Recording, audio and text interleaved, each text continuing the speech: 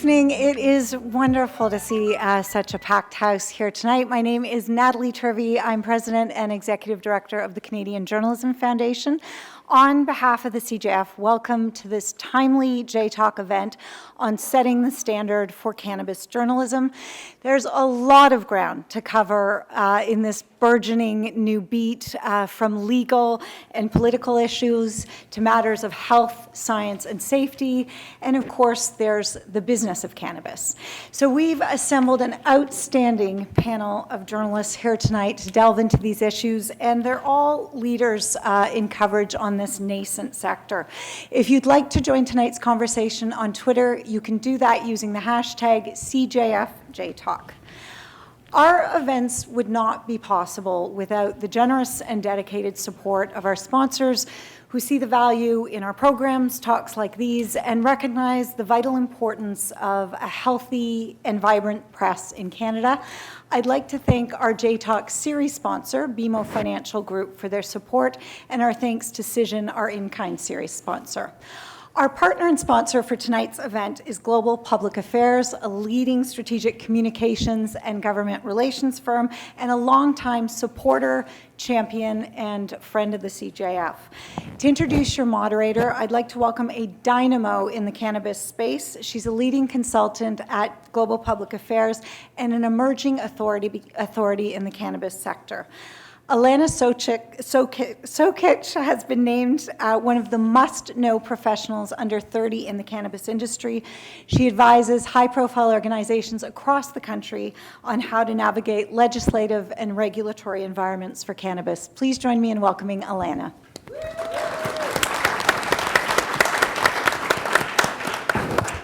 Good evening, everyone, and thank you, Natalie, for the introduction. On behalf of Global Public Affairs and GPA Cannabis, I am delighted to be afforded the opportunity to kick things off tonight. Global strongly believes in the Canadian Journalism Foundation's mandate to promote, celebrate, and facilitate excellence in journalism, and applauds the Foundation for turning their attention to the intersection of cannabis and journalism. This week, we saw corporate governance and best practices in the cannabis industry hotly and publicly debated.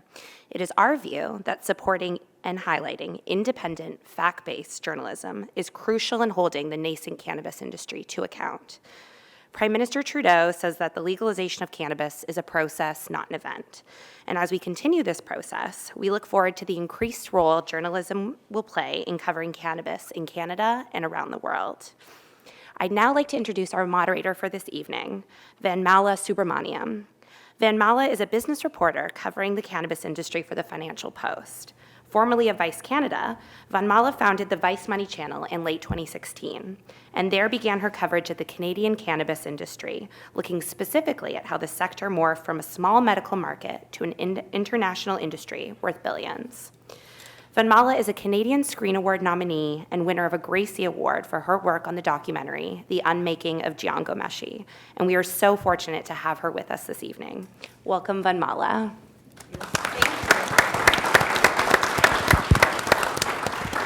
Thanks, everyone, for being here. I'm just going to start by introducing our speakers. So Mark Rendell is a business reporter covering cannabis at the Globe and Mail.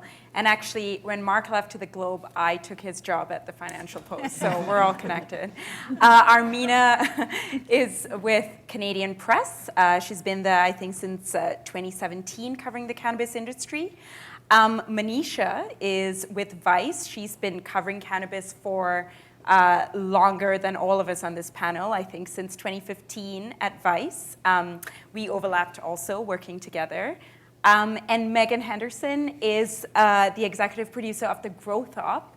It's a cannabis newsletter and website owned by Postmedia. Very nice to have all of you in the panel. I'm really looking forward to this discussion.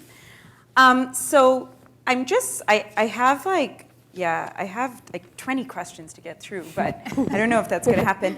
But maybe I'll just start with this. Maybe Manisha, you would be best first to answer this. You've been, covering so many beats, and you still continue covering so many beats besides cannabis.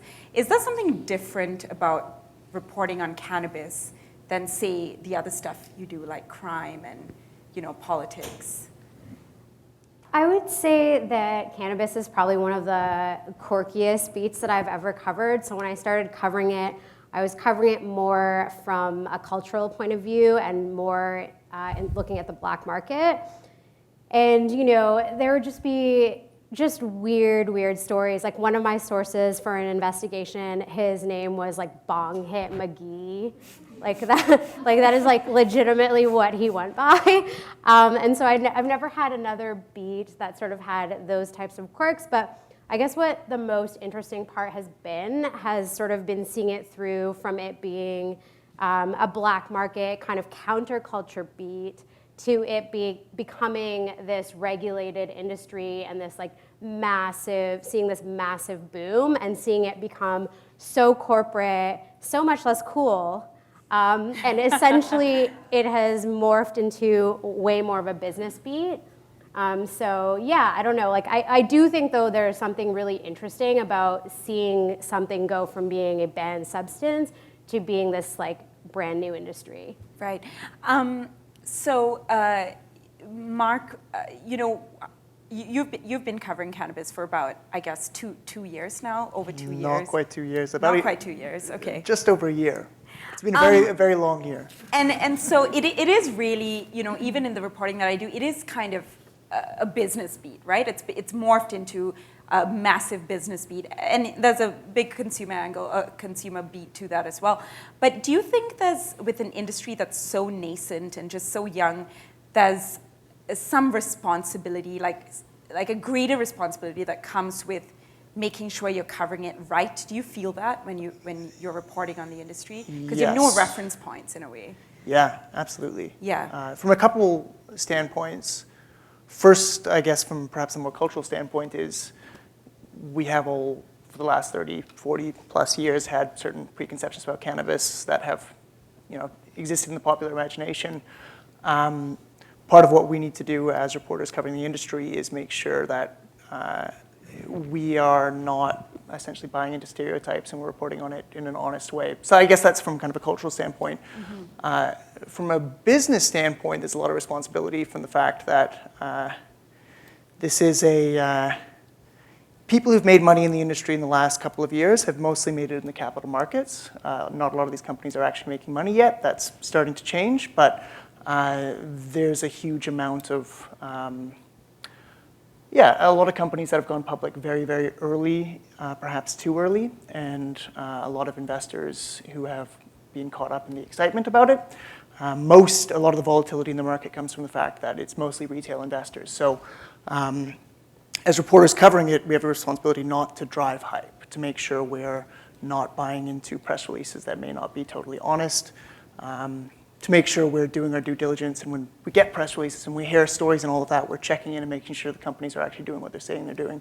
So the responsibility, I guess, is both in accurately reporting the realities of cannabis versus mm-hmm. the fear of it, but then also making sure that in the midst of the ridiculous hype and kind of gold rush fever that we've seen over the last really 12 months, maybe a bit longer, that we don't perpetuate that and that we don't drive the hype that exists in the public markets around cannabis. Yeah. Sure. I think, beyond just reporting on the business aspect of there's this whole consumer aspect where, because of the legislation, the companies themselves, where, typically with any other industry like technology or whatever, you would be educated by, you would learn how to use a computer in school, you would have the companies teach you how to use their software. Companies in cannabis cannot do that. And there's a lot of consumers who are coming to cannabis that don't know what they don't know, who don't know who is a solid source and who is not a solid source. And so I think there's a responsibility for journalists and editorial bodies to help educate these consumers to make sure that if they are going to use cannabis, that they're using it responsibly, that they understand the different ways to engage with it. And I think, so beyond just the business side of it, I think there's a consumer education responsibility there as well. Absolutely. But I want to come back a little bit to the hype, because I definitely think in my own reporting, and I'm sure all of you have had similar experiences, I'm inundated with press releases, and there's just an information overload. And I find it sometimes hard to figure out what to report on and what not, like what's a story and what's not. So Armina, do you struggle with that? Like do you feel that's something you have to make a decision on a daily basis? And Well, definitely, and I'm sure all of us can speak to this, we're absolutely inundated with press releases because, I mean, it's just sort of the nature of the marketing restrictions. You can't necessarily, as you would with other industries, advertise. So a lot of, the way they get their message out is through us. And so we get inundated with all these new things. And because it's such a new industry, it definitely is tricky to kind of navigate what is new, what isn't. But what I try to do is sort of maybe just take a step back and I kind of look for maybe patterns. If there's a few of them doing a certain thing, sort of take a broader look at it as opposed to reporting on one particular company. Or, at the same time, not necessarily feeling that I need to jump on it, like kind of wait a bit and then maybe if there's another way to follow it up, maybe a little bit down the road when you kind of maybe have a bit more chance to dig in or like pick it apart a little bit, because I definitely feel that there's absolutely information overload and there is a heightened responsibility to make sure that you handle it correctly. Right. Manisha, your coverage to me is actually very interesting because you tend to just not do what mainstream media does, right? And that signature advice. So for you, when it comes to picking stories, and you did a great investigation on a couple of dispensaries, shady dealings in dispensaries out in Vancouver. So I just want to pick your brain on how you think about approaching reporting on this sector. Yeah, I do. I am inundated with press releases too. Also, if you send me a press release that has CBD in it, I will 100% just ignore it. I'm not going to read it.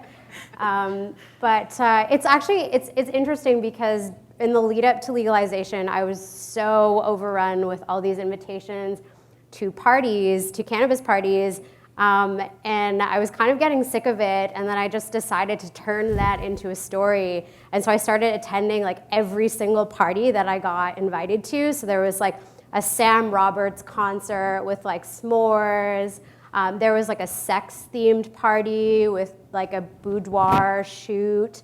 And I just turned that into a story about the culture around cannabis PR and also about how much money that these companies have to throw into PR.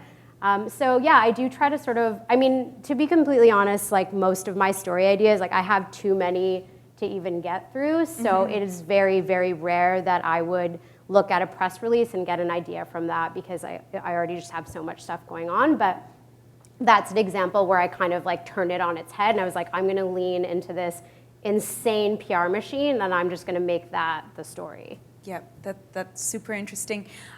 Megan, I want to talk about the growth up from my observations of it and also just going through the website and reading it.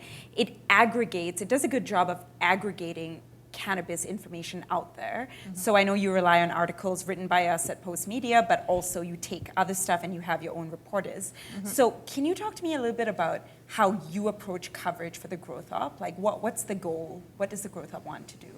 I think we're a little bit of a hybrid because we've sort of got two masters. We're covering the news and business angle like a lot of folks are, and then we're also covering a lot of the culture and health aspects, which aligns more a bit with a lot of the stuff that Vice does as well. Obviously, they're way edgier than we are. But I think, so we're sort of serving two masters. So I think, part of what we look at is, because we are working with the power of the network that is Post Media, we know that we have folks like yourself who are reporting and doing really deep dives into the business side of it.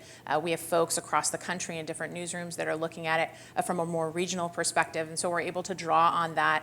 And we really do rely on those folks to help bridge the gap for our readers to understand what is happening in Vancouver versus Toronto, what is happening in Edmonton, et cetera. So, we take all that into account. We work with specific partners like greencamp.com and thefreshtoast.com. Again, those folks tend to focus on the research that's going on and some of the health and medical pieces, which we can't always dive into. So it's really about understanding. We look at what our reporters are good at, where we have those resources, and then we leverage the other resources like Post Media and our partners to sort of fill in the gaps where we know we maybe don't have as much expertise in that area, like the health and wellness and things like that. Mm-hmm. I guess do you see the Growth Up, in terms of the responsibility the Growth Up has in informing Canadians on cannabis, what is that like for you? Like when you're curating it on a daily basis, are you do you look at the articles and kind of think this sounds too much like a press release, we shouldn't be doing this, or how do you really approach, like, because it's such a broad. I think when it comes to the news, well, with the business stuff especially, I think there are often times where we are, probably leaning a little bit more towards some of the press release stuff that comes in, because there is a lot happening and we can't always go deep on everything, I think that's what I was getting at. Yeah. I think, you can't always, you have to pick and choose, and I think it's hard. So we really look for what are the pieces that are going to resonate with readers. What does an investor, a retail investor, really need to know?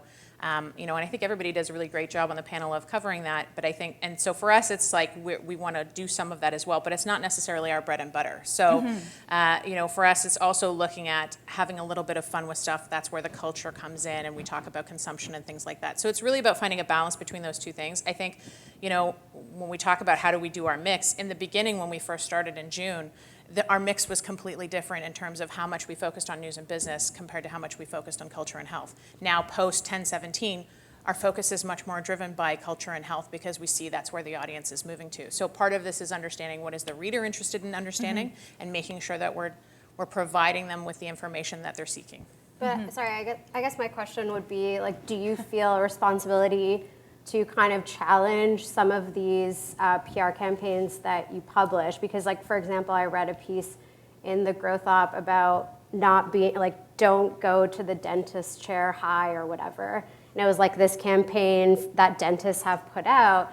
And, like, I mean, I feel like there's a lot of sort of campaigns going around like that, and I didn't feel like it was particularly challenged. I was wondering, where is this really coming from? Cannabis is not a new drug. It's been around forever. Just because it's legal now, it doesn't mean that it's new, right? So I feel like with some of these public health campaigns, you kind of have to challenge them and dig a little bit deeper. So I'm just wondering, like, what your thoughts are on that, because it pretty much was just published like, here's what dentists are saying, don't be in the chair high because it affects this and this. I've never heard of a dentist campaign about, like, not being high on Coke in the chair, whatnot, Right. Yeah, and I think, yes, I agree. And we did a piece the other day on a new supplement that's out that's focused on people who use cannabis. And there was a lot of commentary on Twitter saying, is there such a thing as a weed hangover? And I think, some of these things we are talking about because we want people to be aware of them. We want people to think about it and ask those kinds of questions. And we are getting that feedback, and we're taking that feedback and then doing a deeper dive on pieces where we know people are interested in understanding it a little bit more. So I would say yes, there's probably times where we are picking up some of the PR and it could use a bit more questioning, but some of it is also about giving people access to the information. And when we know that that's something that people want to understand, is there such a thing as a weed hangover? Then we come back and we're going to do a deeper dive on that, right? So sometimes we're learning as we go through some of these PR campaigns, but I think our goal when we look at them is to understand whether or not there's something relevant in there for people to understand.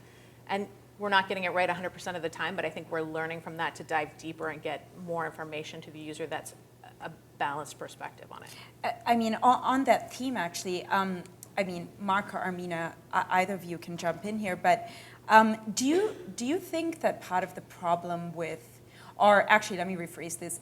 Do you think that the media's coverage on cannabis is perhaps too pro-cannabis? So in the sense that it's looking at cannabis as there can be no health risks. Because I sense that, and I want to know what you guys think about that. Armina, go ahead if you look like you're nodding. I'm just having to think about that because, obviously there's a lot of ebullience around this sector. There's, lots of companies. It's exciting to be as part of watching this industry just sort of grow overnight. But yes, obviously with that ebullience, there needs to be a bit of a balance, right? Because at the same time, there may be some health risk. And the issue is that because the legality, it's been around forever, as you've said, as we all know, but the legality and the ability to research, the ability to have those sciences to back up one claim or the other, that's coming now as it's becoming a big business. Like if it was pharmaceuticals or anything like that, it would take such a long time before any of these, products would get to market. But now they get to market, and then the science will catch up. So in a way, there's, I guess in a sense, there's pro-cannabis industry in the sense there's like, yes, there's all these exciting things happening. There's these companies that are becoming world leaders. Canada has an edge in this industry, and it's exciting. But obviously, I think, as two things happen, we'll be able to take more of a skeptical eye. One of those things are science, like actual, peer-reviewed research that will tell us these are the things that we can conclusively say are benefits or possible drawbacks. And then on the industry side, the results post-legalization, where we can see, okay, the sales were X, the revenue was X, and these are the companies that are really doing well, instead of basing it on things that are, expectations or, capacity to produce. So I think, there is a risk of being too pro-industry, but then at the same time, I think in time, we'll have, a light will be shown on those things, and we'll be able to decipher that a bit more. Yeah, because one of the things that has struck me lately when I'm reporting on the industry is I think about alcohol, right? And we're starting to see in the last, say, maybe 2 years, or maybe even less than that, a growing body of research saying that alcohol is really, really bad for you. Even small quantities of alcohol are bad for you. And, I wonder back in the day when journalists were covering alcohol post-prohibition. I mean, that was a long time ago. But, even just looking at the industry, whether cannabis is kind of doing the same thing, where we're very, very bullish on the sector, and we're saying, it's a cure-all. CBD is being touted as this cure-all drug. I get, as you were saying, 10 press releases in my inbox on average every day. But yeah, Mark, what are your thoughts on that bullishness and how to not, as a journalist, fall into that hype when you're covering the sector? Yeah, I agree entirely with what Armina was saying. Yeah. I think it's less an issue about unknown harms and more an issue about health claims that people tend to make. And we have to remember that the reason we have a cannabis medical system is not because physicians or Health Canada wanted to put it together. It's because there was a series of court challenges, and it's essentially, it was a charter issue that got us the medical system. It wasn't because doctors particularly like cannabis. Now that may change, but physicians and health systems require clinical trials, and that's something we do not have for most things. There's limited evidence for a very limited number of indications, but most of the claims that people make, especially for CBD, is this panacea of all things, are shockingly unscientific. And so I think it's less an issue of are we pushing a harmful substance? It's more, are we relying on claims from companies that have a very clear financial interest to spread as wide the product as possible, versus what's the actual, where does the science live? And most of the clinical trials we hear people talk about are very small, they're very early stage. So from the medical side, yeah, I'm entirely in agreement with you. In terms of the kind of business side, how do we stop being overly bullish? I think it's read the financial statements, Yeah. Whenever I get a press release, if it's a company I don't know, I just open up CDR. One of the kind of lovely things about covering the industry is, even though many of these companies should not be public companies, they are. Absolutely. Which means you can just open up CDR and look at what they're actually doing, and whether they actually, what revenues they have, whether they're making money. You can pull up Health Canada's license database and be like, oh, you actually don't have a license. The kind of easiest check, I think, on being overly bullish is have the BS detector blinking all the time, because there's a lot of BS in the sector. There's a lot of great companies in the sector too, but kind of default to that skeptical idea, and then just when things come in, every new company isn't necessarily a bad company. It may be a great company. I generally assume if it's a publicly traded company and they don't have any assets and they're pitching me on something, I'm going to be a little bit more skeptical, let's say. It makes me wonder why they went public and how much of this is the capital markets play.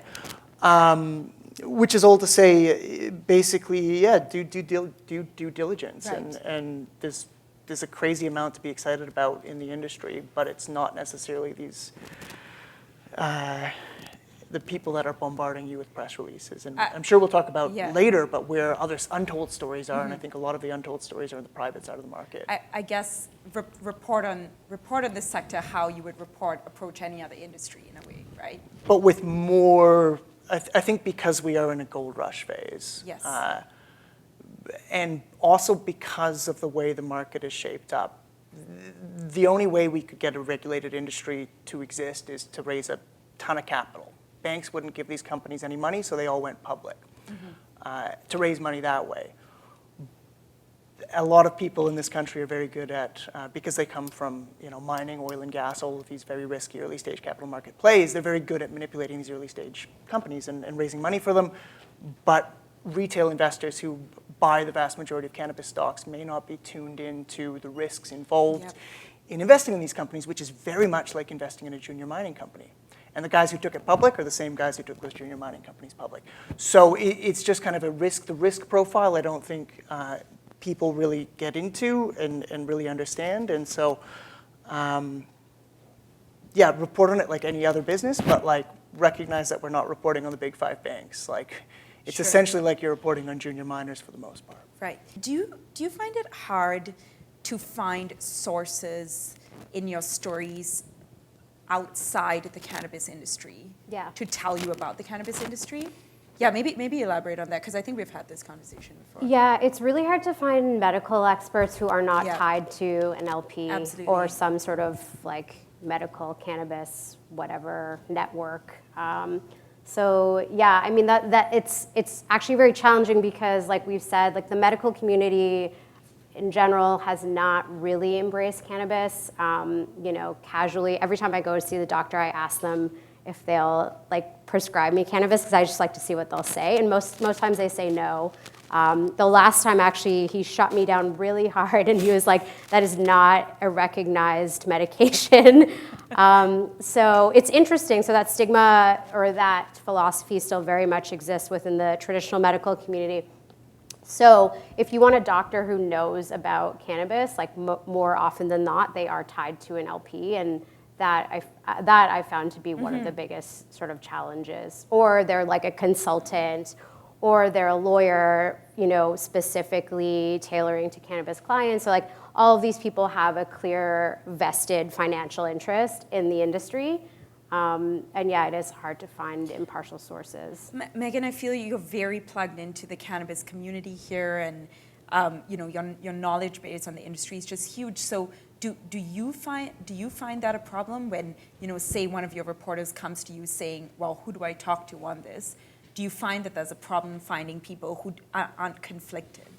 Oh, 100%. I don't think that, I don't think it's easy to find, as Manisha was saying, like it's rare, I think, to find someone who doesn't either have an existing connection or is in the process of trying to make those connections, right? Or position themselves as an expert on cannabis. Like that's a big thing, I think, too, within the industry, is people trying to make sure they're sort of separating the wheat from the chaff, and make sure that someone who says they're an expert is an actual expert in that, because there's a lot of so-called cannabis experts in different areas of the industry right now. But yeah, I think it's almost impossible sometimes to find someone who's not connected in some way, shape, or form. Right, because I remember I used to rely on these 2 experts, these 2 doctors from BC who had been researching cannabis way before a lot of others, and then they got picked up by LPs, right, by licensed producers, because obviously they have the expertise, it makes sense for them, and then it becomes this conflict. But maybe just broadening that out a little bit. I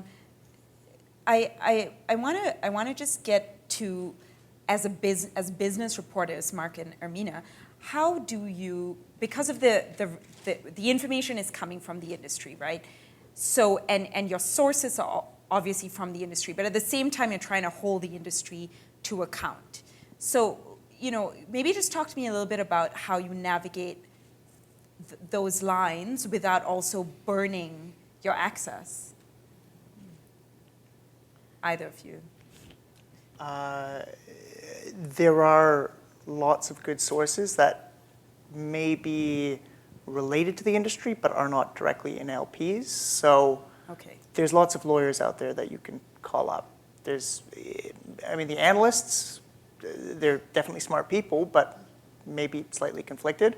But there's lots of consultants out there who are making their money by consulting for a bunch of different companies rather than one company. Likewise with the lawyers, all that kind of stuff. So I think a big thing is, obviously we talk to LPs because they have interesting stories, but it's typically, I would say, good to check their claims against outside people. And finding people totally outside of the industry is very difficult because it's a really complicated industry. There's a lot of, the regulatory landscape it's in takes some navigating. So calling up, your local U of T prof who covers business and saying, what do you think of this, doesn't necessarily mean you're going to get somebody who's educated on the issue. That said, we're 2 blocks away from, Bay Street, and there's a lot of lawyers in those big tower blocks who have been doing a lot of work on this business, likewise consulting firms, that kind of stuff. So are they conflicted? Maybe, but I think typically because they work for enough different people, they're reasonable sources.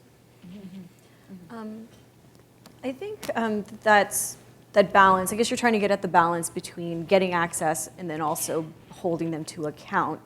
Right. Is a balance that is present that you need to strike in any industry. I don't think it's necessarily limited to cannabis. I mean, from my perspective, I cover a few beats, and it's the same balance that I constantly have to navigate because, inevitably, you do rely on, in other industries, for example, for the banks, I mean, to an extent, the access that you get to, certain information or certain executives to be able to pick their brain. I mean, there is obviously a certain amount of relationship that's part of that, but then at the same time you do when something happens, so say, say for example, a cyber attack at one of the banks or something like that. These are the kinds of things that happen, and I think ultimately you just have to be fair and upfront about holding them to account and give them a chance to respond. I think that's the same whether it's cannabis or any other beat.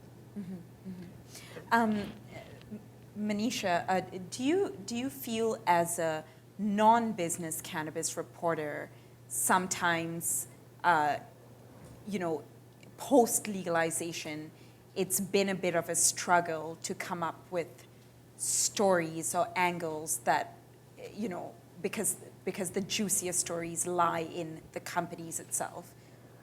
Yeah, I mean, I have felt a certain pressure to try to, I guess, become more of a de facto business reporter, but there's so much bad policy, there's so much bad cannabis policy that really I focus a lot on trying to exploit the flaws within the government regulations, because I think that there's a wealth of stories that are right there. So, I mean, at this point, I'm still trying to really get at some of those issues, the impaired driving laws are a complete disaster. So I'm sort of focusing on some of those beats right now, and I feel like because there's so much policy that's still unfolding, majority of my focus is sort of analyzing that and seeing how it's going to unfold and be a shit show. Yeah, because it is. Megan, just coming back to the growth op and the growth op's role in cannabis reporting, there is an element of sponsored content on the growth op, and of course, but it's primarily an editorial vehicle. So talk to me a little bit about navigating that, just having reporters report on companies, but also having sponsors, have strong relationship with the growth op and the growth op sponsoring events. What's that like? I mean, I don't think it's any different than any other relationship with any other industry. I think the only difference is that the regulations are actually much stricter in terms of what cannabis advertisers can do in the space. So, it's not like a bank or another industry coming in and saying, I want to do a piece of native content or I want to do a piece of sponsored content. It's very restricted what they can and cannot do. And and what our relationship with them can be. So, in some ways it's actually a lot stricter than anything else I've ever done with advertisers in the past. They can't sponsor things.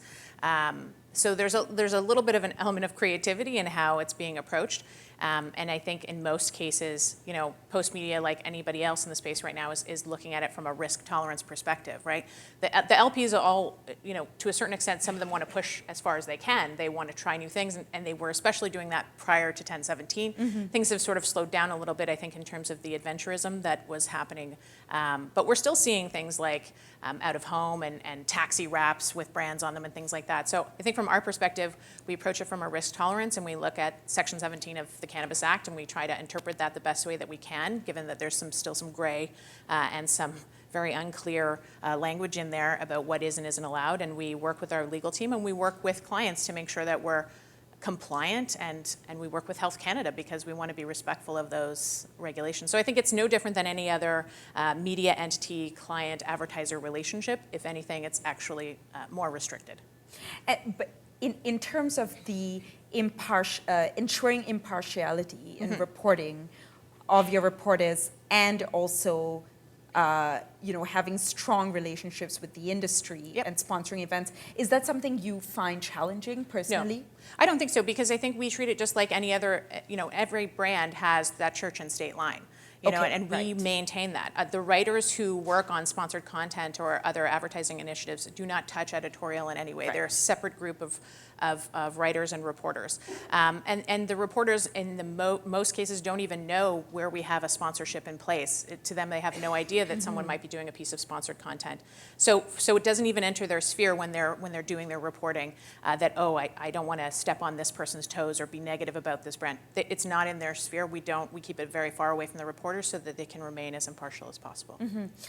Mark, being a reporter for the Globe, specifically on cannabis, means that you're writing very much for the Globe's new cannabis newsletter, Cannabis Outlook, I think it's called. Cannabis Pro, yeah. Cannabis Pro, sorry. And so do you find that you have to think a lot about the audience that's receiving the newsletter when you think about stories? Is that how you craft your ideas in a way? Totally, yeah. It's a really interesting project because it's focused on a very different audience. So at the Globe, we have a big team covering cannabis. We have Christina Pellegrini, who does a lot of the capital market stuff, and does a really, really great job.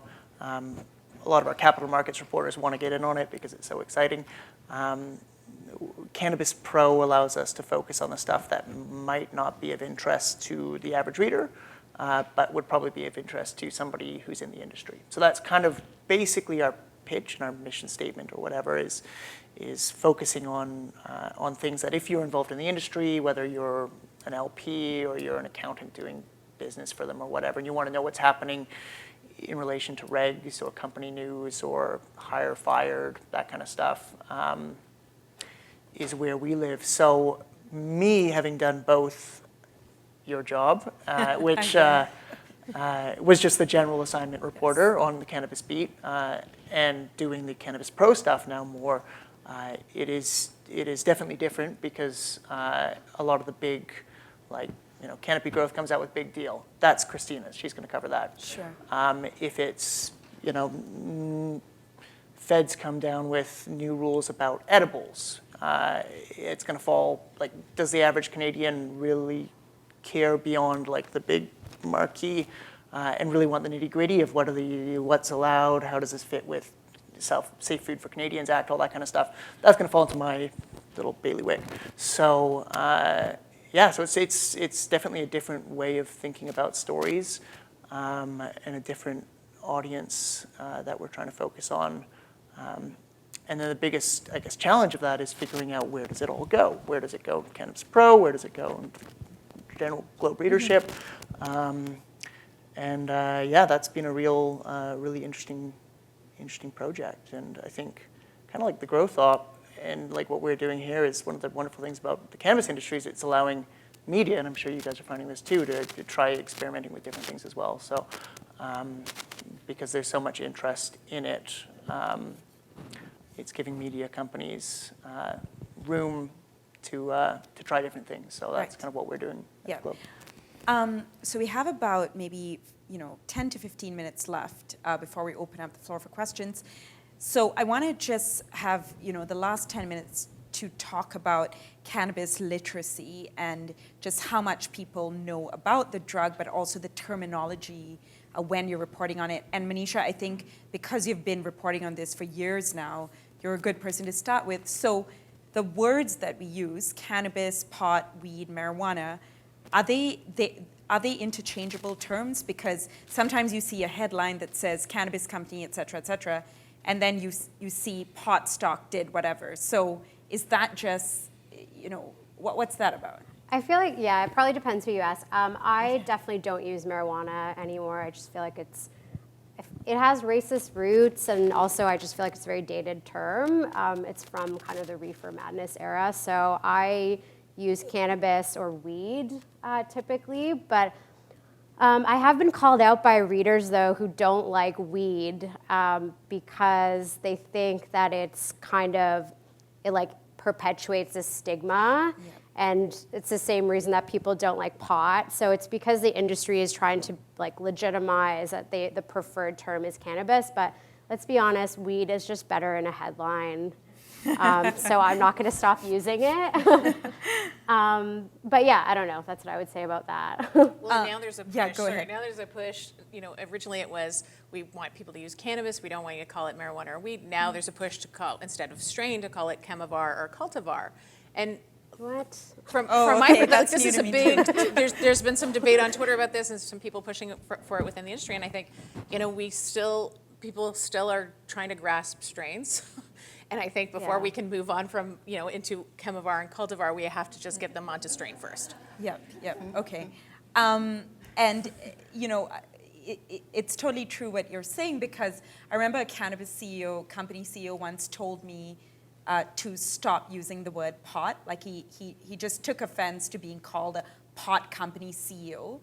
And he was the same CEO who frequently likes to say that he doesn't consume the product, right? And that's basically a thing. So, Megan, maybe talk to me, like, what are your thoughts on terminology, and how do you guys use it at the Growth Hub? So our sort of guidebook is that we lean towards cannabis. That's what the preferred term that we like to use, because I think part of what our goal is too is to help people look at this in a different light. And I do agree that there's racist connotations to marijuana. I think it depends on who you talk to, because I once talked to somebody who is starting a cannabis museum or a marijuana museum, and from her perspective, she didn't feel like there was the same racist connotations to that word. But there are also people who say, well, people who are using cannabis and who are longtime cannabis users refer to it as pot and weed. So why wouldn't we use the terms that they are most comfortable with? So from our perspective, we try and stay to cannabis, but we don't limit ourselves to that. I would say 70% of the time we're trying to use cannabis, but there's only so many times you can say cannabis in an article, Absolutely. right? There's got to be some variety. Yeah, I have So that problem. There has to be some flexibility, and you just have to find the right mix of that terminology. Right. Manisha, how weed literate do you think mainstream media is, as someone who works at Vice? When you read the stuff that we do, Sorry, I just have a funny story. So in my job interview for Vice, I pitched a story about how to make your own shatter, and I was told that Can you just explain what shatter is? shatter is so everyone knows. so shatter is an extract. It looks like wax. It's like kind of like, it's literally like yellow and hardened, and it's a cannabis extract that you can smoke. It's not legal Anyway, this was here, in I think. 2015, and I pitched this story, and I was told that that was a really weak pitch, and that I was maybe not vicey enough because everybody knows what shatter is. And I was like, I don't know, like, did you guys know what shatter is? I guess this is like a cannabis savvy crowd, so maybe you guys know. But I feel like a lot of mainstream media editors would still not know what that is. So yeah, I mean, I think when the mainstream media started to kind of catch up on it, I was probably a little bit snobby about it, just because it's like, when you like a band before everybody else likes the band, and you're like a little bit like, you guys don't know this band. And I would go to scrums, and the questions would just be so basic. Like it would be like, "Oh, how harmful is it for kids?" And it was just a little bit hysterical in my view. I'm also from Vancouver, so I have you guys get the picture, but I feel like it's caught up a lot. Obviously, with it going legit and with media outlets actually investing in cannabis reporters, I feel like there is a lot more nuance that's being added to it now. Yeah. But yeah, like in those early days, I thought it was very basic. Armina, do you think it's important as a cannabis reporter to really understand terminology and the history of the plant and the culture of cannabis legalization, how that movement came to be for context in your reporting? Would you say that that's important? I think definitely for stories in which that is an element. I mean, because for some of the, I do like for my reporting try to take a fairly business approach to sort of like look at the companies and look at what they're doing. And so sometimes the culture factors into it, and then sometimes it doesn't. So, but I do think it is important to understand sort of the culture and the history. And for that reason, I also try not to use the word marijuana in my reporting. I use cannabis. And then also on that same note, since we were talking about terminology, just understanding the culture and context in general. So I remember I was at a conference and we were talking about the black market and that, but then someone had brought up, well, actually, no, they wanted us to start using the illicit market to just sort of be more sensitive in the way that we approach things and just sort of like be sensitive in the way that we use words because they do have power in that sense. So I do think definitely it is important to be sensitive and appreciate the context in which you're writing about. But then I'll be honest, in some cases where it's a fairly straight business story, it doesn't always necessarily factor in. Maybe I'll just go around and end this before questions by asking you all. Mark, maybe can you comment on what are the stories out there on the cannabis sector that we're not hearing about that perhaps we should be? Couple things for sure. Biggest one I think is, as Manisha said, this is not a new industry. The legality of it is new, but there are a whole lot of growers out there.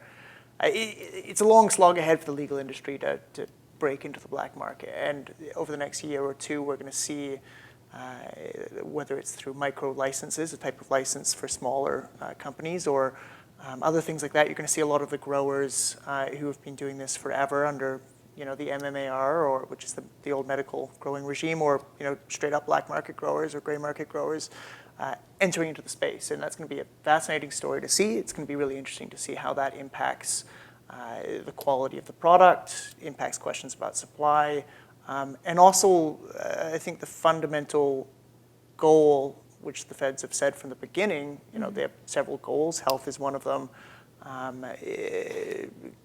Moving money out of the gray market into the legal market. And in order to do that, in order to have essentially a competitive legal market, I think you're going to have to see a lot of these people transition. Yeah. And the failure to do that is going to potentially, I don't want to say be the failure of the legal market, but so I think that's a fascinating story, and I think that's one that we're only just starting to see because we've only just, basically since October 17th, had the legal framework to allow all these, old school growers to go legal if they want to. And then there's a huge amount of problems with that too, around zoning, around land use, access to capital, all these kind of things. So I don't know, I'd say watch that space for lots of interesting stories. Mm-hmm. Megan, maybe for you, what do you think we're undercovering? I mean, going back, not to repeat what Mark was just saying, but I think the micro-cultivator piece is a really interesting piece because I think, one, there haven't really been a lot of applications for that license yet. I think there is only like near 40 or something like that the last time I heard. But the cost to buy into that license is quite steep. You think for someone like a craft grower or something like that, I think there's a misconception that these guys are all black market growers that have buckets of money in their garage, and paint pails that are just waiting for the opportunity to go for a license. That isn't really the case for a lot of these guys, right? Yeah. So, minimum, I think from what I understand, it's like a 30K buy-in. If you use a consultant, you could be looking at more like 100K. I don't know any craft or micro grower who's got 100K, sitting around, or perhaps, to your point, has access to that capital through a bank or a loan or something like that. So I think that's really underreported right now, is how are we going to move these craft growers into a legal market, and is that going to end up being through larger LPs investing in partnerships with them to help them through the licensing process? The other thing I hear quite a bit about is, we're starting to see a lot more talk about sexual harassment and sort of a Me Too movement within the industry. Yeah, It isn't- Manisha did a great piece of reporting Yeah. on that recently, yeah. And I think there's been a lot of talk, especially around people experiencing things at cannabis conferences, and there's been a lot of chatter on Twitter about that, and obviously with the recent allegations against Mark Emery, there's a lot bubbling up for that. I don't think we would have seen that as quickly if we hadn't seen Me Too in the last couple of years, so I think that's really helped bubbling those stories up, but it's really diving into them and talking about them more that I think is going to be important. Manisha, what's on your radar? I know you just did a really great investigative piece with your colleague Rachel on Mark Emery and what was going on in the dispensaries in Vancouver. Yeah, what's on my radar? I really am obsessed with Bill C-46 and the impaired driving laws, simply because the government has set into the criminal code THC levels that are not based in actual evidence of impairment. So these are completely arbitrary numbers for how much THC you can have in your body when you're driving, and they're basically meaningless, and most people don't even know what it would mean to them, like how much cannabis they could consume, how long after that they could drive. So that may sound boring, but to me, I feel like that's like a huge thing that's going to impact a lot of just regular people, potentially criminalize completely sober drivers. Yeah. So that's it's like a bone that I'm just kind of obsessed with. But I'm also interested to see what happens stateside, because a lot of Absolutely. US states are pushing towards legalization. And I'm just kind of interested to see how that kind of unfolds and how they may sort of overtake us as like the global leader or like the biggest market. Yeah. Armina, what about you? Well, there's a few things that are on my radar, and you're speaking of sort of riffing off what you were just talking about, how looking at what's happening stateside, but also in other countries. Like right now, Canada has this edge, but you're starting to see other countries like Israel, they're starting to do a lot of IPOs on the CSE. You're starting to see others starting to give the green light to not just sort of legalize medical marijuana, but for export. I mean, you're going to start to see a lot more competition on the global stage. So it'll be interesting to see, how Canada continues to keep its edge. And sort of going back to some of what we were talking about like the health claims. I mean, we're starting to see more research being poured into just science, clinical studies. It'd be interesting to see sort of the body of science and research that shapes and how that sort of shapes like doctors and their recommendations, like how that whole process will trickle down to the average medical user. So there's just a lot of things. It's a very fast-moving beat, so I'm interested to see where those two things are. Yeah. So I think we can open this up to questions from the audience. So there is one mic. I thought there were two, but there is one mic. And if you guys could just line up and ask your questions and direct it to a panelist at any point. Hi, my name is Masood. I'm from CrowdLinker. I had a question about, there are some recent insinuations or allegations that to manipulate the stock value of certain stocks, there's a regurgitation of old news, specifically past couple of days. What are your thoughts on that? Old news going out, a new press release, but it's nothing new. For example, the Afria rejecting the GG Green Growth Brands offer. It wasn't really news. What are your thoughts on that? I think, Mark, maybe your best poised on this. I guess the question is, are companies seem to be reusing press releases to pump their stock? Is that something you've heard? I wouldn't say the recycling of press releases. I mean, the Afria news was news. It was the board formally rejecting it. So that's been a strange story from the beginning in December, and but it was an official, the board made a statement saying they were doing this.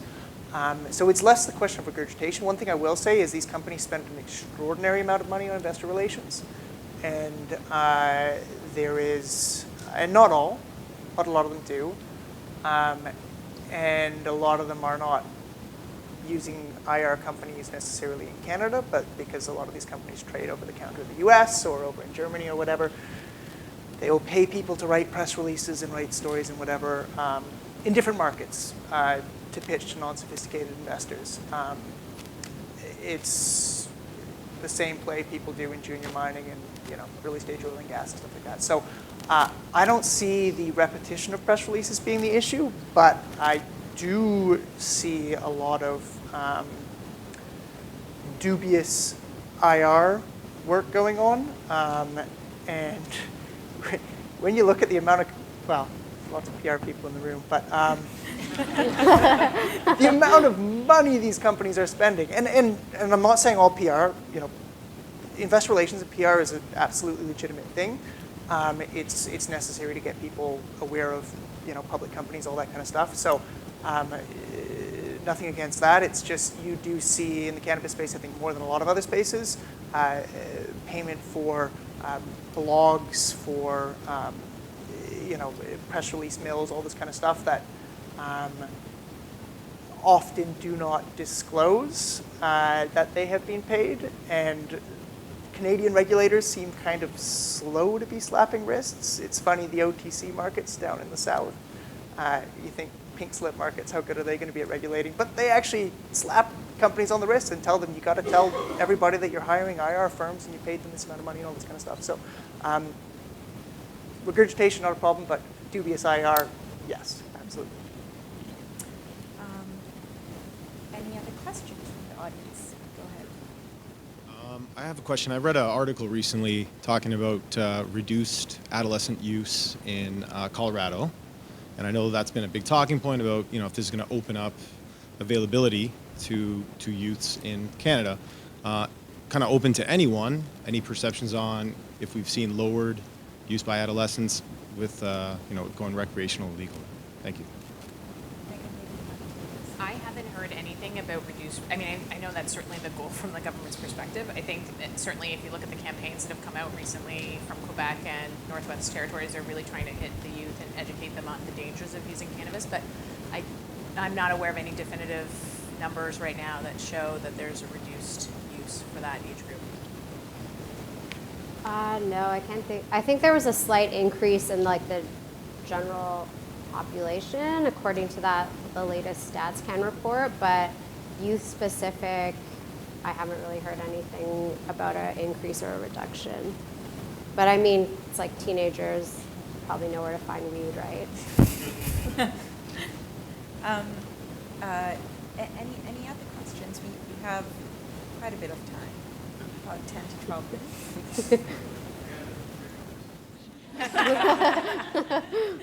So I don't know if anyone saw the recent campaign by Northwest Territories, the provincial government.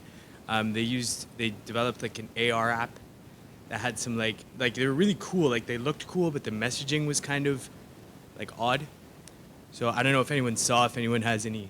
Yeah, I think Vice also reported on it as well, but it's essentially they requisitioned 4 comic books. Okay. Directed at youth, so they had a local Northwest Territories animator do these comic books, and they based them on 4 sort of different themes, and they have, what I thought was really odd about them, I get that they're trying to be cool and relevant for the teens, but some of it was just really creepy. The unborn baby in the Aurora Borealis was wow. I really encourage everyone to go online and find this. So one of them features an Inukshuk named Stony. First of all, it was full of stereotypes, so many stereotypes. Stony the Inukshuk telling 2 teenage kids who are out randomly somewhere in the Northwest Territories smoking a joint, getting high, and Stony pipes up, which to me is just very Cheech and Chong, Strange Days moment, when a rock formation starts talking to you. because you're high, telling you why you shouldn't smoke cannabis because it's bad for you and it's going to stunt your growth and and then the Aurora Borealis one was a pregnant woman and a gentleman out enjoying the northern lights, and they decide to spark up or they decide to use a vape, and suddenly the northern lights turn into her unborn fetus to tell her that she should not smoke cannabis while she's pregnant. It's kind of disturbing when you look at it. But again, it's the government's attempt to try and identify a way of speaking to youth in a different way. So it's not about the standard, this is your brain on drugs, and having the egg in the frying pan. I think the question is, even the Quebec one that just came out this week, where there's like a woman with really weird eyelashes, that it looks like she's bleeding out of her eyes because she's a redhead. Again, I question whether or not we'll have to see if the kids are engaging with it, then yes, they've gone the right path. I think it's hard to say right now. It's too early to tell. It's better than, I remember when Colorado legalized in 2014, they had a campaign to scare kids away. That was a bunch of like mice cages around Denver. Yeah. And you went in and there was like a little water bottle and it was like, don't be a lab rat or whatever. Yeah. It just feels like someone was high when they made the campaign. Just Google it, it's awesome. You know? It really is. Yeah. It didn't last long, Yeah. but it was like the worst campaign imaginable. Yeah. It really feels like someone was high when they came up with the campaign ideas and executed. That's just my 2 cents. I feel like if a rock formation's talking to you, you're on acid or mushrooms. All right, we'll take another question. Sorry, but I'm going to get back to actual numbers rather than this.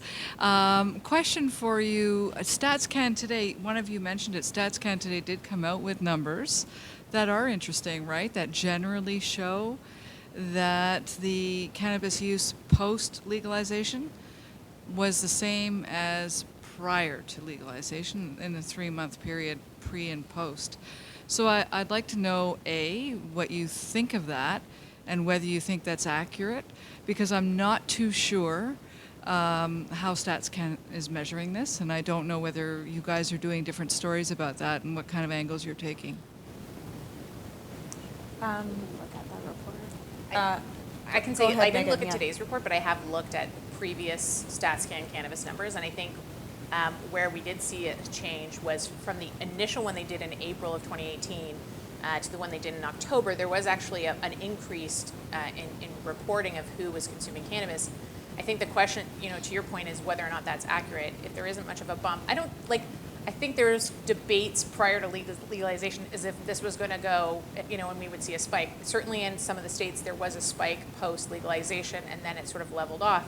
But I think the question is whether or not someone is actually admitting to Health Canada or whoever the government stats can, if they actually use cannabis. I think we started to see that. I think we start to see people who are getting more comfortable with it, but it's whether or not people are comfortable saying to the government, yes, I use cannabis. That's really the question as to whether or not those results, how valid they are, right? So the last report, so I didn't see today's, but the last one, I think the spike, it was people who were first-time users, and there was like a small bump.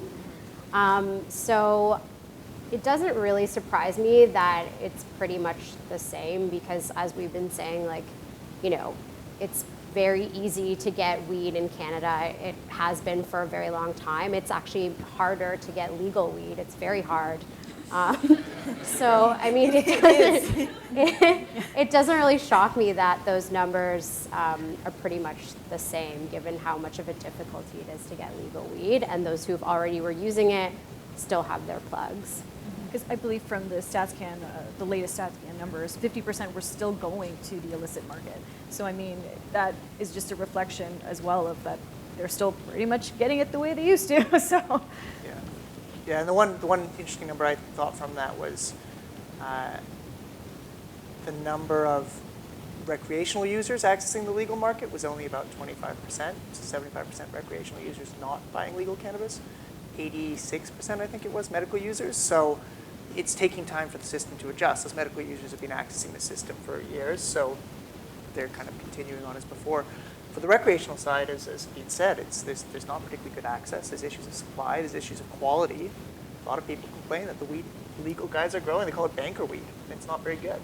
That will change, I'm sure, as people lock in their systems and start growing better. But the points of access are not particularly good, especially in Ontario where there's no retail stores. And in other provinces where there are very few retail stores. So when you think about who the new consumer is, it's not people that already access the illegal market. It is our moms and dads, right? And I think to get them into the system, they're probably not going to run and jump online and order their legal weed, but maybe they will when there are legal cannabis stores around. So I think those market dynamics are going to change over the next year, and that might change the stats, but who knows? Go ahead. Yeah, I was just curious, what's your read on, from your vantage point, covering the industry in terms of coming up in the election? I mean, this all started because Trudeau promised to legalize, and there's people in the industry who've been frustrated. A lot of people in the activists have been frustrated. So I'm just kind of curious from your vantage point, and like from industry covering business, but also particularly Manesh, from your perspective, having covered the culture of it, if you see it being an election issue, and if you see it being the advantage that kind of Trudeau kind of thought it might be when he ran last time. Yeah, I definitely think that, this will sort of be the biggest piece of policy in terms of the legacy from his first term or what have you. I think that he's probably they're going to be pretty eager to get edibles in there kind of in time for the election cycle, because that's a big question mark. That's going to end up taking up a huge part of the market. But overall, is he going to be able to tout this as a massive success? I think that there's a lot of things that need to happen first, such as the biggest province in the country having a single retail store. That would be a start. So, he's obviously going to say, well, we didn't promise to stomp out the black market in one day. And so I think it's going to be a pretty harsh reality check on a number of fronts. I think we're going to see some constitutional challenges launched, particularly against some of these impaired driving laws. So he's going to have to sort of face up to a lot of things that haven't gone smoothly.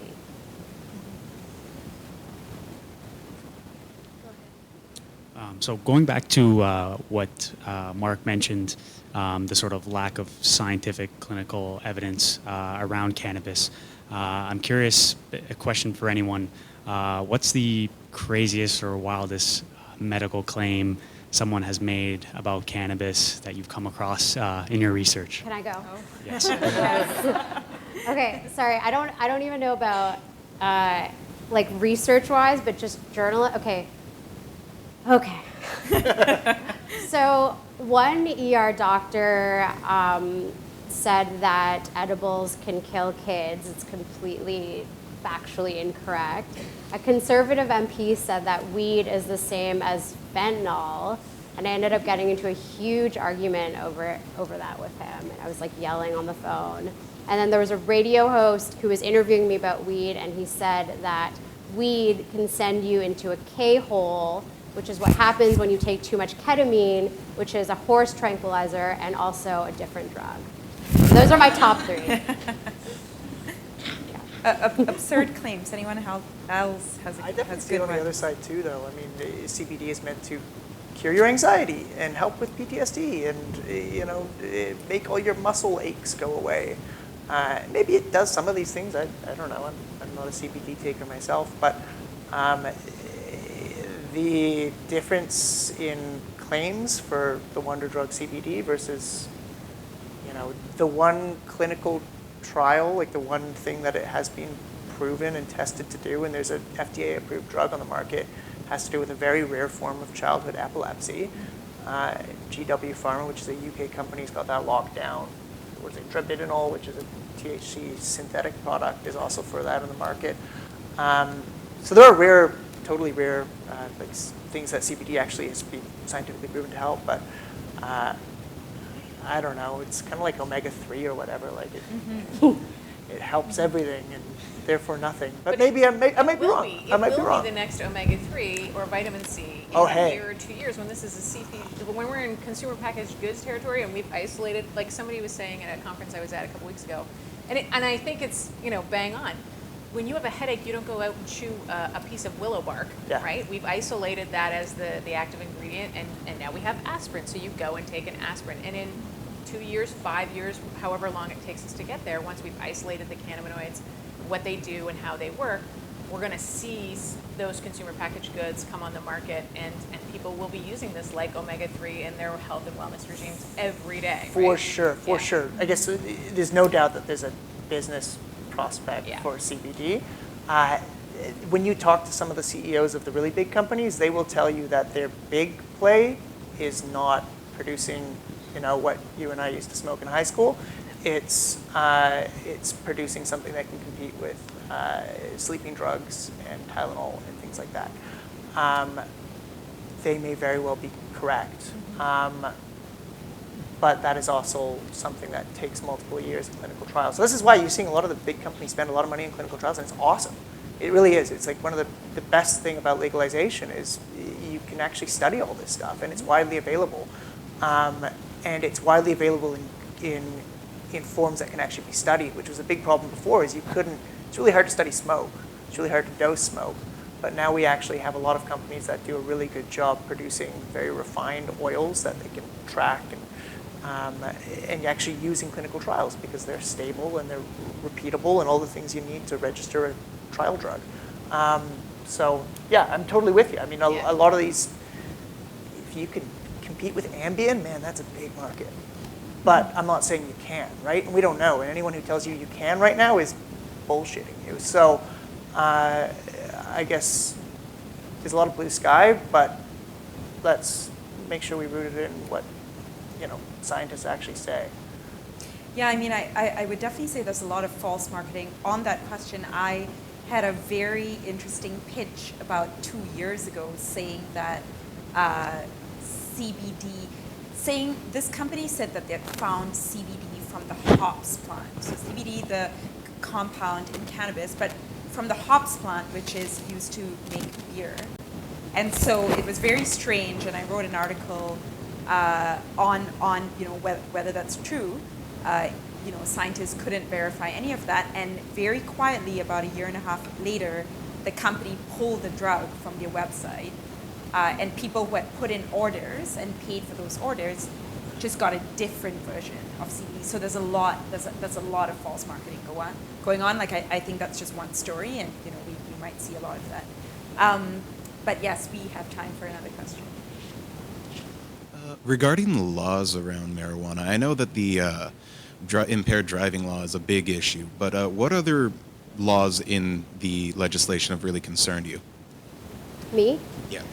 Well, the entire panel, but I know you're really invested in it. Manisha, why don't you go first? I would say that some of the penalties that they've introduced are very, very tough.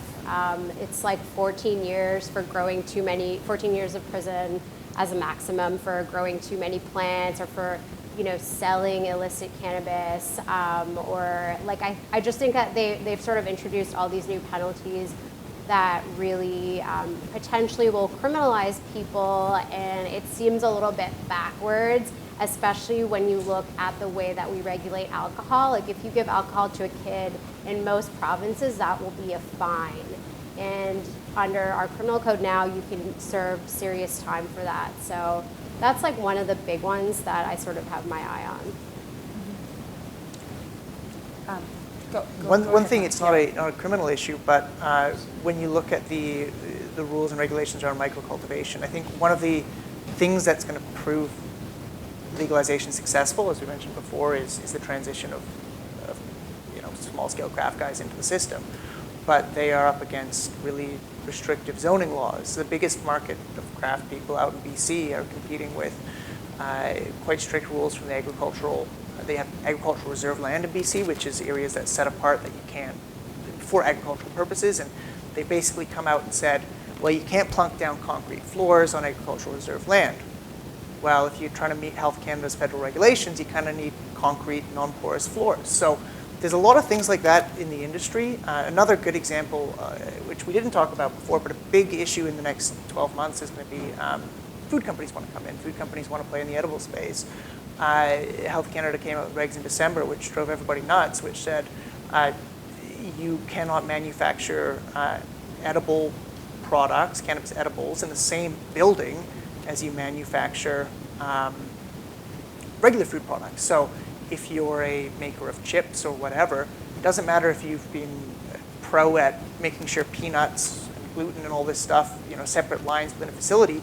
They're saying you actually have to build a whole new facility, which is a huge capital expenditure, which a lot of food companies have told me that they're not interested in anymore unless those regs change. So there's definitely criminal law issues, but there's also like a lot of regulatory issues that I think the micro one's the biggest issue, because I do really feel that unless, like, if the only people that win in this are the guys on Bay Street, then something's gone wrong. Like, it's doubtless there's going to be a massive transfer of wealth when you go into regulated industry, but there's a lot of people who make a good living doing this in BC, and they shouldn't be left out. And unless the regs kind of work in that way, then I think we're going to see some problems.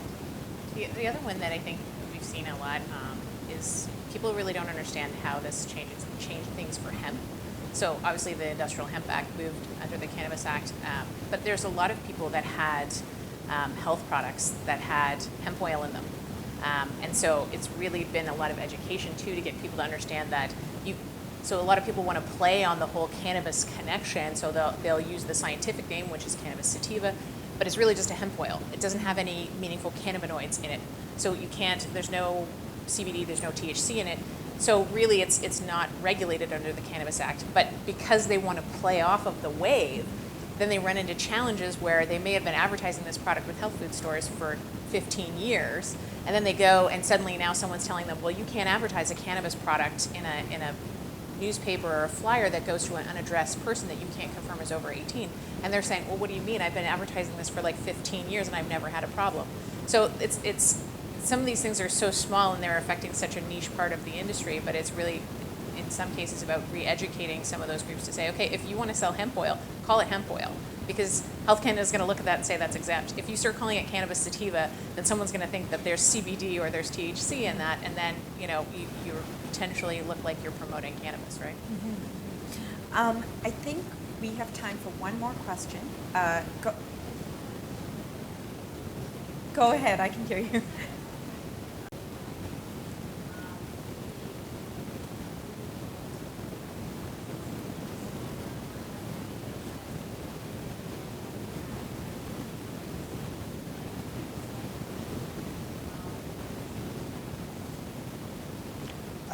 The story I like to tell, I had a meeting with a couple lawyers at one of the big firms, and they were telling me what's the two big parts of their firm that they're bulking up on. One of them, M&A. We're going to bring all our M&A people in. The other one, bankruptcy. All these firms are going under, I'm telling you. And it's widely seen. Like, everybody's talking about the industry. I don't want to throw out a number on that, but like a lot of the companies that are, especially these little guys that went public to try to get a little bit of a pump and whatever, like, they're not going to be around in 12 months. So there are some of the big guys are going to be really big and really successful. Don't get me wrong, this is a real industry. But there are a lot of companies that do not have the fundamentals, that do not have the corporate governance, that do not have the capacity to raise capital, who are going to just simply go boop. And it's also becoming an agricultural problem. And so if you just want to grow, have fun competing with the guys that can buy giant greenhouses. Now, where the next boom is because post-October 17th, you can get all these different licenses. You can access different points of the value chain. So if you're a little company, why don't you just focus on extraction or just focus on branding? Treat it more like a real CPG industry, which it's slowly and will inevitably become. So the companies that succeed, the big guys that can lock down $500 million in capital, wow, we'll see. Some of them might be a bit, over leveraged or whatever, but the big guys have the capacity to compete in an agricultural space. A lot of the other guys don't. So the question is who doubles down and finds out places in the value chain where they can actually compete and succeed. But man, there's going to be a lot of blood on the floor in the next 24 months. So I would just invest add, wisely. Sorry, I would just say that the companies who can sort of figure out the edibles market, particularly beverages, and there's a bunch of companies right now who are competing to make it so that a cannabis beverage will kick in as quickly as like a glass of wine. And so there's a lot of research and development in that space.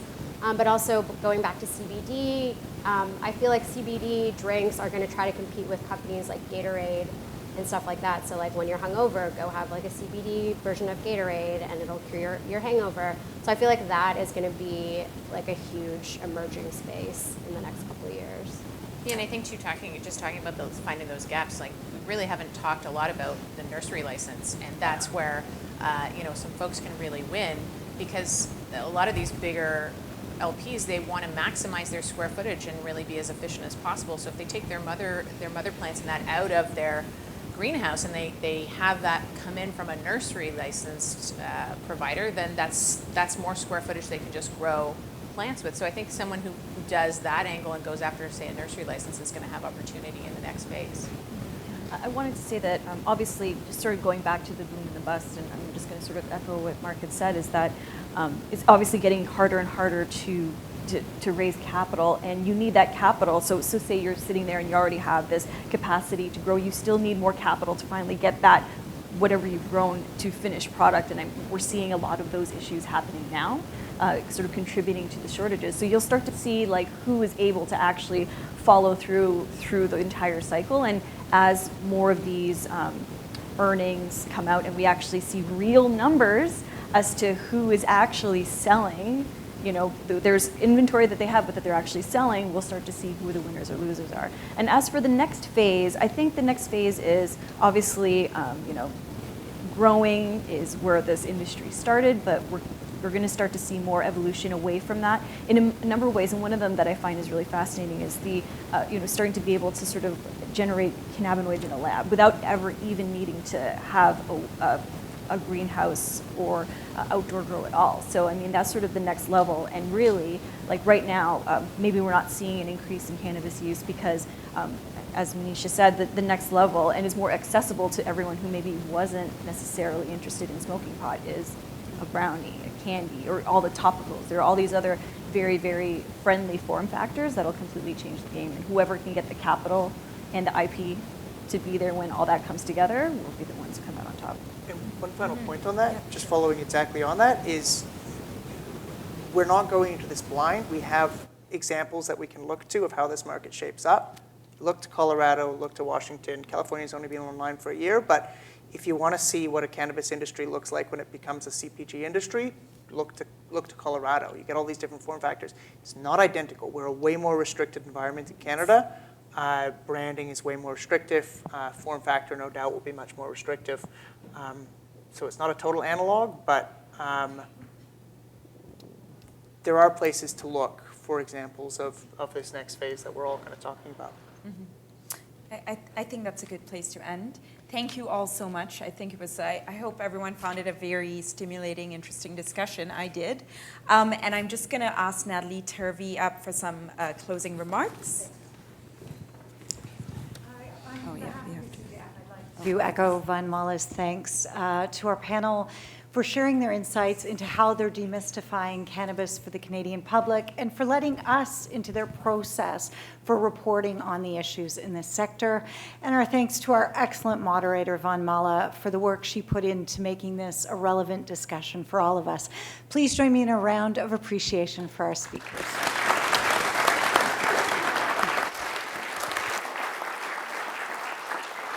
And our thanks to all of you for supporting CJFJ Talks. We have some terrific events coming up this season, and we hope you'll join us.